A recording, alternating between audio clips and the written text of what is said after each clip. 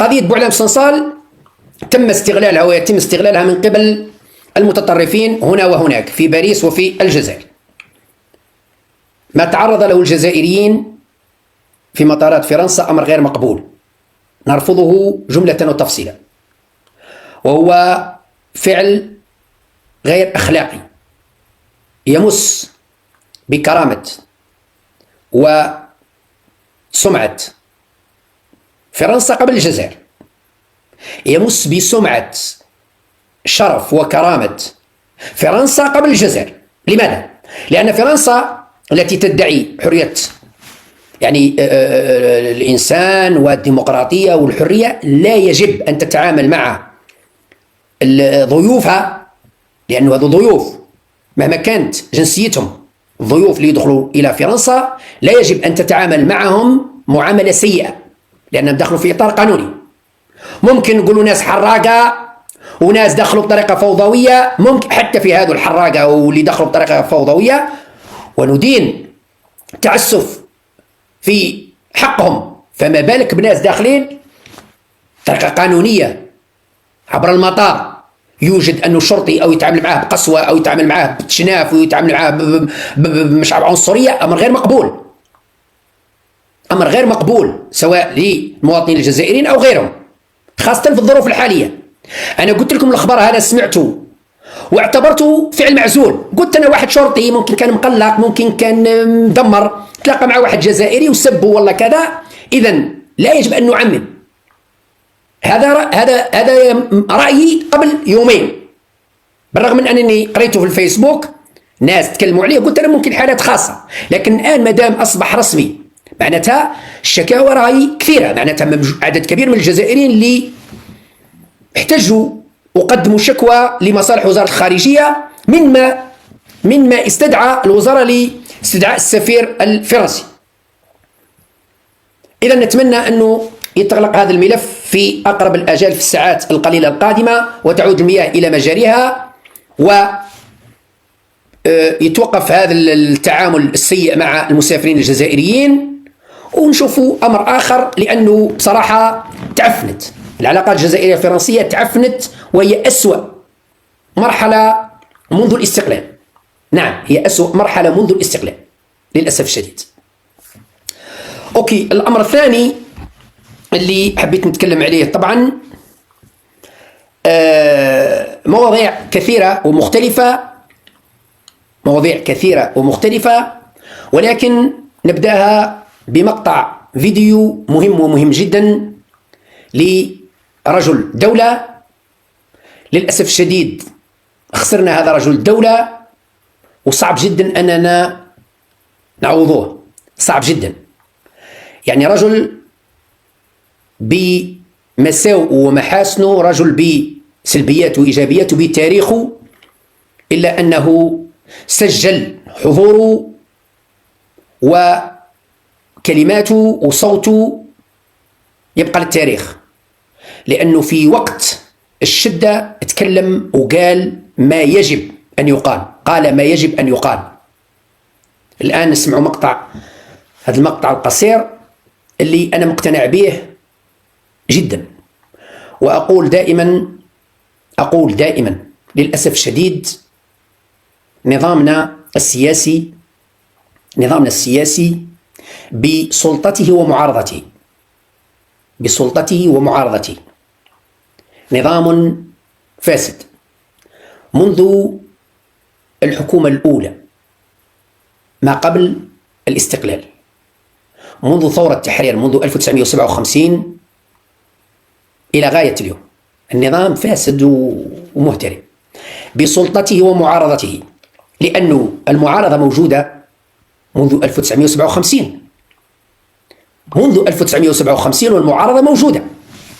نعم، لم تكن المعارضة في الجزائر معارضة رسمية معتمدة، لم تكن توجد أحزاب سياسية معتمدة من قبل الحكومة، من قبل وزارة الداخلية الجزائرية، وهذه المعارضة لم تظهر رسميا ولم يسمح لها رسميا بالنشاط إلا في دستور 1989.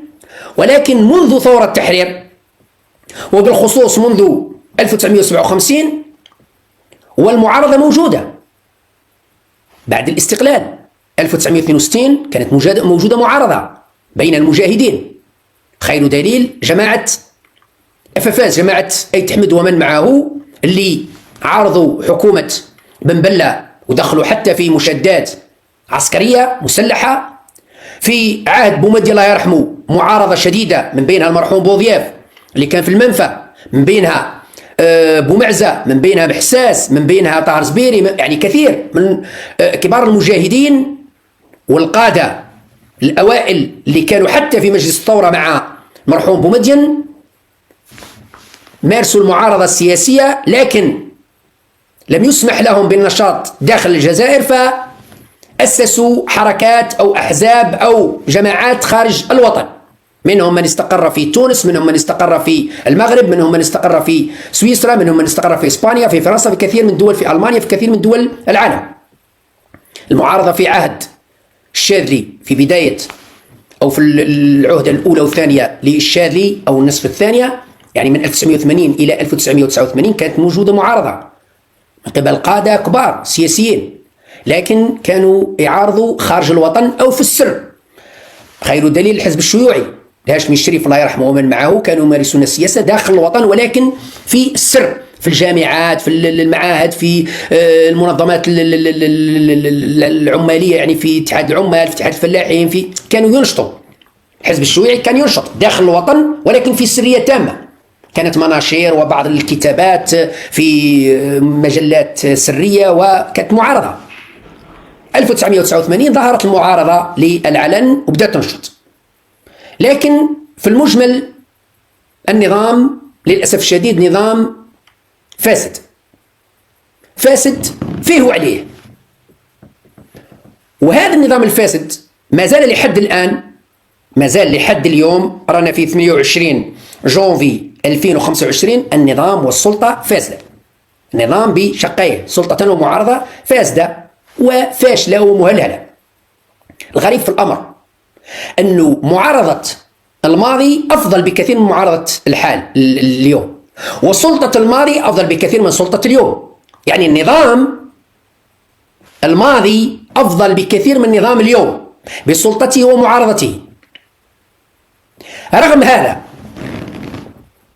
هذا نقول أن نضالنا ونشاطنا السياسي يصب في اتجاه إصلاح وتطهير هذا النظام الفاسد، لأنه الفرق اللي ما بيننا، أنا نتكلم على نفسي ونتكلم على بعض المحسوبين على التيار الوطني، الفرق اللي ما بيننا نحن وما بين الخونة والعملاء هو أننا نحن نناضل من أجل إصلاح وتطهير الوضع الفاسد.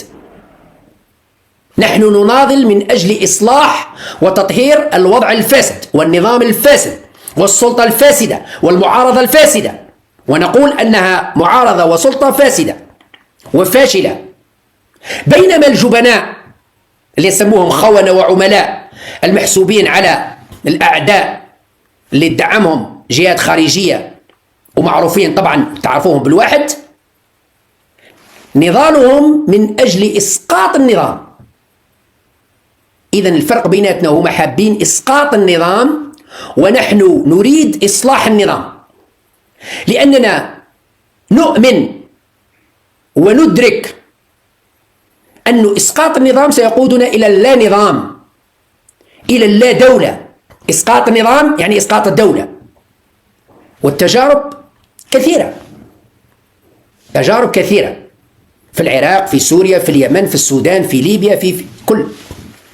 إسقاط النظام مثلما ينادي ثعبان الأقرع أو رقاص العيون أو الشيطان الرجيم أو هذا النشطاء اللي نسميهم نخبة الخونة أو حثالة الخونة اللي هي مرتبطة بنخبة الخونة. في المجمل الخونة هدفهم ونشاطهم وغايتهم إسقاط النظام، وهذه الأجندة هي أجندة النظام المغربي واليمين المتطرف الفرنسي واللوبي الصهيوني الإسرائيلي، لأنه نشاطهم وهدفهم الأساسي هو إسقاط النظام الجزائري، وبالتالي الدخول في اللا نظام والفوضى الخلاقة التي تؤدي إلى سقوط الدولة، سقوط أركان الدولة، سقوط الجيش، حل الجيش. لأنه أول قرار لأنه أول قرار وش يحوس هذا البغل هذا وش راه يهضر.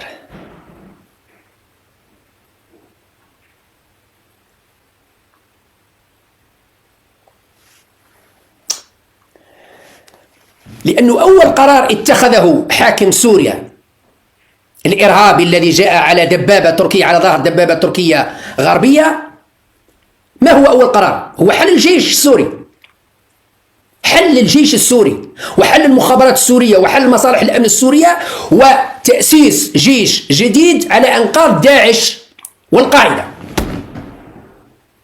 لأنه عقدتهم الغرب والدول هذه الاستعمارية بما فيها تركيا، دولة استعمارية، دولة احتلال. تركيا دولة احتلال تاريخي، احنا احتلتنا تركيا قبل ما تحتلنا فرنسا، وسأعود للموضوع.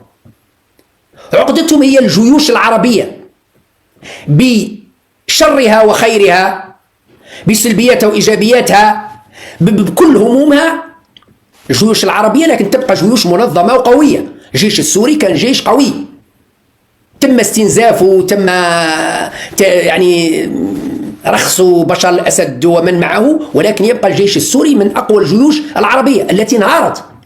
الجيش السوري الآن لا يوجد، تم حل الجيش، تسريح الضباط اللي مات، اللي هرب، اللي دخلوهم السجون دخلوهم، واللي بقاو أصبح يتحكم فيهم إرهابي كان في الرقة يحارب مع داعش، أصبح وزير دفاع يتحكم في جنرالات اللي متخرجين من أكاديميات عسكرية في سوريا. تناقض رهيب. إذن هدف رقاص العيون والشيطان الرجيم والثعبان الأقرع اللي عندهم تفكير جماعة أردوغان وجماعة الشرع وجماعة أسيادهم المغرب وجماعة، هو هدفهم الأساسي هو الوصول إلى الجزائر على ظهر دبابة من حلف الناتو أو أمريكا. وأول قرار يتخذوه هو حل الجيش الجزائري، حل الجيش الجزائري، حل المخابرات أصلا حلوها، الأغبياء حلوها، لكن الهدف الأساسي الآن هو حل الجيش الجزائري، تسريح كبار الضباط وتعيين إرهابي من الإرهابيين. ممكن يجي رقاص العيون يعينوه وزير دفاع، أو يعينوا الثعبان الأقرع، أو يعينوا الشيطان الرجيم، واحد فيهم وزير دفاع، ويصبح هو المسؤول على الجيش ويولي يتحكم في الجيش الجزائري. هذا هو الهدف تاعه. إذن الفرق بيننا وبينهم أننا نحن نناضل من أجل إصلاح وتطهير الوضع الفاسد، النظام الفاسد، السلطة الفاسدة، بينما هم هدفهم هو إسقاط النظام وبالتالي إسقاط الدولة. في هذا النقاش نجد أن السلطة عاجزة على مواجهة هؤلاء الخونة والعملاء، وهي تملك كل الأسلحة وكل الآليات، تملك كل شيء من أجل وضع حد هؤلاء الخونة والعملاء وبالإثباتات والأدلة، لكنها عاجزة.